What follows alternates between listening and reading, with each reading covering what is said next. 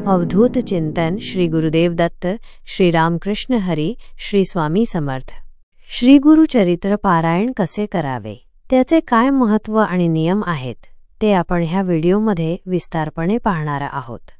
कृपया video skip न करता लास्टपर्यंत ऐका।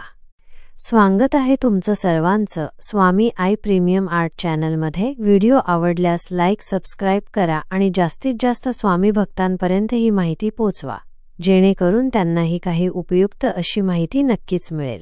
श्री स्वामी समर्थ महाराज की जय। गुरुचे मार्गदर्शन कसे आवश्यक आहे याचे विवेचन या ग्रंथांत श्रीपाद श्री वल्लभ व श्री नृसिंह सरस्वती यांच्या लीलांमधून वर्णन करण्यात आले आहे। केंद्रात किंवा मठात पारायण सप्ताह सुरू असतात।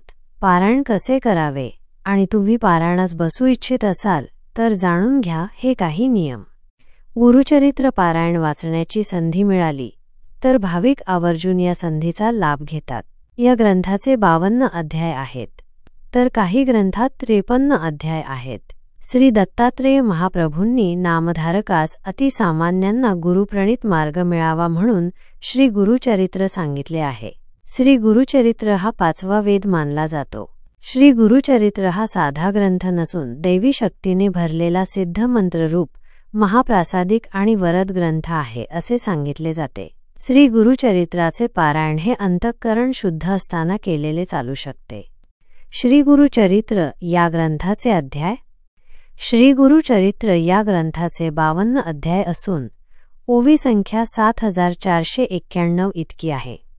काही ग्रंथात 53 अध्याय आहेत। त्याची विभागणी ज्ञानकांड, कर्मकांड, भक्तिकांड यांचा समन्वय यात साधला असून या तीनही उपासनांसाठी गुरुचे मार्गदर्शनच कसे आवश्यक आहे याचे अतिशय सुंदर आणि मर्मग्राही विवेचन ग्रंथकर्त्याने आपल्या ओघवत्या भाषेत केले आहे। या ग्रंथात श्रीपाद श्री वल्लभ व श्री नृसिंह सरस्वती यांच्या लीलांचे चमत्कृतीपूर्ण वर्णन रसाळपणे केले आहे। इतकेच नव्हे तर श्रीगुरूंच्या चरित्राच्या निमित्ताने त्यांच्या असंख्य लीलांचे कथात्मक निरूपण अतिशय सुबोध व प्रासादिक भाषेत केले आहे। चला तर पाहूया कशी करावी पारायणाची तयारी।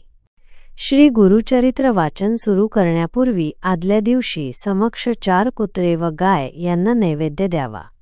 4 कुत्रे म्हणजे 4 वेद होय व 1 गाय म्हणजे दत्तात्रेयांची कामधेनू असल्याने हा नियम पाळावा असे सांगितले जाते। पारायणापूर्वी फुले, विशेषतः देशी गुलाबाची हार, तुळशी, सुगंधी उदबत्ती, धूप, कलश, विड्याची पाने, नैवेद्यासाठी पेढे किंवा अन्य काही, अष्टगंध, चंदन, अत्तर, रांगोळी, 2 आसने, 1 चौरंग, चौरंगावर पिवळे किंवा भगवे कापड, चौरंगाभोवती व गुरु दत्तात्रेयांचे आसनाभोवती रांगोळी काढावी। चौरंगास आंब्याचे तोरण बांधावे। प्रमुख दरवाजात तोरण बांधावे। चौरंगाजवळ डाव्या बाजूस समई लावावी। वाचन चालू असेपर्यंत समई लागलेली असावी व अगरबत्ती पेटती ठेवावी। पारायणास बसण्यापूर्वी गावातील दत्त मंदिरात अथवा जवळच्या श्री स्वामी समर्थ केंद्रात जाऊन विडा, सुपारी व नारळ ठेवून सदर पारायणास उपस्थित राहण्यासाठी देवास प्रार्थना करावी। घरातील वडील मंडळीस नमस्कार करून पारायणासाठी आसन ग्रहण करावे। प्रथम अथर्व शीर्ष वाचावे। 1 माळ गायत्री जप, 1 माळ श्री स्वामी समर्थ जप अथवा दत्तमंत्र म्हणावा। शास्त्रशुद्ध सप्ताह करण्यासाठी काही महत्त्वाचे नियम पाळावेत।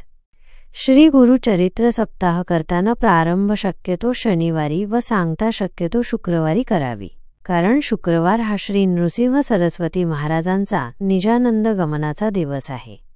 श्री गुरुचरित्र वाचण्यापूर्वी आदल्या दिवशी 1 गाय व 4 कुत्रे यांना गव्हाच्या पोळीचा नैवेद्य खाऊ घालावा। श्री गुरुचरित्रचे वाचन पूर्व किंवा उत्तर दिशेला तोंड करून करावे।